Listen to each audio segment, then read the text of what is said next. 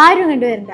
എന്തിനാ എല്ലാരും യു കെക്ക് വരുന്നത്? ഇവിടെ എന്താ ഉള്ളത്? ജോലി ഉണ്ടാ, കൂലി ഉണ്ടാ, PSW ഉണ്ടാ, എന്തൊക്കെ റൂൾസാ വരാൻ പോണത്? എന്നിട്ട് എന്തിനാ എല്ലാരും കൂടി ഇങ്ങോട്ട് വരുന്നത്? വണ്ടിനെ തേടും ഞാനൊരു പൂവിൻ മുട്ട്, നീ വന്നിരിക്കാമോ എന്റെ കോമളമുഖത്ത്.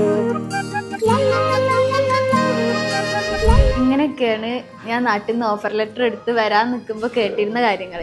പോസിറ്റീവിനേക്കാളും കൂടുതൽ നെഗറ്റീവ്സ് ആട്ടോ കേട്ടത്. അതാണ് വലിയ കാര്യം. അപ്പോൾ അങ്ങനെ പറയുന്നവരോടൊക്കെ പറയാനുള്ളത്, ഹാർഡ് വർക്ക് ചെയ്യാൻ നിങ്ങൾ തയ്യാറാണോ?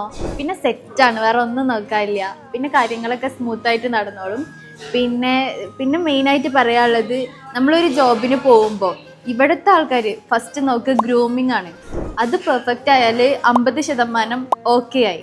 പിന്നെ ഞങ്ങൾ സ്റ്റെർലിംഗ് ത്രൂ ആണ് വന്നിട്ടുള്ളത്. അതിൽ എടുത്തു പറയേണ്ടത് ജസീൽ ഖാനെ പറ്റിയിട്ടാണ്.